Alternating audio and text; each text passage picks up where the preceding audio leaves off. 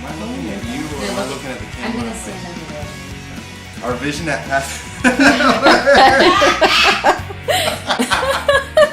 It's gonna okay. make the goober real. It's okay, it will, yeah.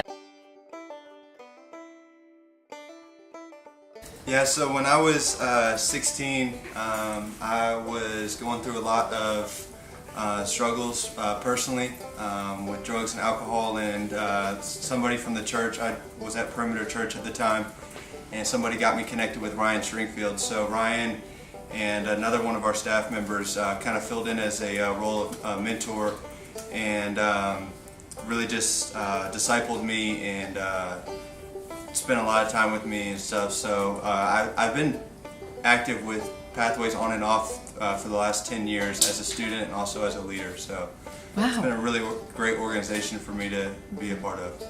I took a couple years away from Pathways. I went a couple different places, but it's really been cool to see from being a student to dealing with my own stuff and all that, to now kind of pouring back into that next generation coming up behind me, to seeing their growth and to but also learning a lot from them as well. So it's been a really cool experience.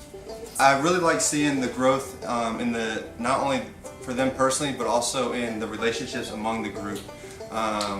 We got a pretty good core group of guys that have really kind of started some relationships inside and outside of Pathways. So it's cool to see people connect and to grow in a healthy relationship with one another. I didn't have a whole lot of healthy relationships when I was their age, so to see them have healthy relationships and healthy people in their life is really impactful, and it's a really good thing, and so it means a lot to me. I just think that what's going on in this community, I mean, me personally, we've had a couple of kids that have overdosed and died, and recently I had a friend, kid who I went to school with, he had an overdose and he died. And so to be able to pour into these kids, to emotionally support them in their well-being, so that they don't have to get hooked on drugs or other lifestyle choices that are negative in their lives, it's really impactful and really important. And so I think that it's just really important for us to step in and fill the gap for these kids, and to support them in any way that we can. So I think that's really important. That when I was a young person in my teens, I transitioned from a private school to a public school. And when I made that transition, I kind of found myself in this weird gap because I didn't really have too many connections with people. So and being an extroverted person, I naturally wanted relationship and I wanted community. I just didn't know how to make that happen. So what I did is I turned myself into a chameleon. I would fit in with all sorts of different groups, and I would form to them. And instead of putting up boundaries and guardrails in my life to keep me away from certain things, I just kind of went with the flow of things. And before, I guess it was my freshman year, I got introduced to drugs and alcohol. My introduction to drugs and alcohol was like, oh, I won't do that because that's the way I was raised up. Like, we don't do that, it's bad for you, and stuff like that. But just my natural curiosity got the best of me, and I said, hey, let's try that and see what that's all about. So before I knew it, I was no longer the driver in my life. I was a passenger, and I was being driven by friendships and relationships and the drugs and the alcohol. Because before I knew it, the drugs and the alcohol had a hold of me in a very powerful way, that I was no longer making choices, but the drugs and the alcohol and the events surrounding that was what was driving my life. And I had a lot of negative consequences. Mainly the law started to catch up with me, and I got arrested 5 times before the age of 21. And the last time I went to jail, Jeff Knapp actually intervened and told my mom, hey, pump the brakes, don't go get him this time. He needs to learn the lesson the hard way for himself. And by you enabling him and keep going to get him is allowing him to truly grow in a sober and in a meaningful way. So they came to visit me over that period of time. I was in jail for a month and a half, and every time they left, it just tore me up, because finally, for the first time, I was facing, hey, this isn't just my problem. I'm impacting a lot of lives around me that I'm not even realizing that I'm destroying. relationships with that were really, really important and really impactful, mainly my family, but also friends and stuff too.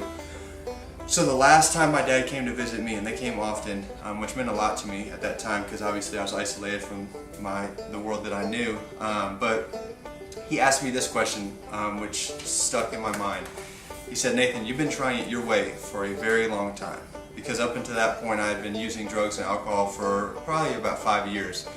And I had obviously a lot of negative consequences. But he asked me, he said, "Nathan, you've been trying it your way for all this time. How's that working for you?" And for some reason, finally, that pierced through my heart. And it made me reflect on, what am I doing? And because for a month and a half, my parents and my lawyer, who I had at the time, John Brocard, who is a fantastic man, was saying, "Nathan, go to treatment, go to treatment." But the voices in my head that were filling my mind in the jails were like, "Dude, you're good. Just get out and do it differently this next time. You're fine. You don't have a drug or alcohol problem." And so, but when I went back to my cell that day, I finally realized I'm broken and I need help. And the only way that I can do that is to get out of this place and to go seek professional treatment. So that's what I did, and that was a huge turning point in my life. But that also showed me and allowed me a reconciliation and restoration process to start happening with my family and friends, and for the first time in a long time, not ever, but in a long time, to start making meaningful and important friendships and healthy friendships, to start implementing those back into my life. So it's been a great journey. It's been a tough journey, but it's definitely been worth it. And I think the Lord just kind of used that season in my life to pump my brakes and to say, "Hey, slow down. Remember, I still have you.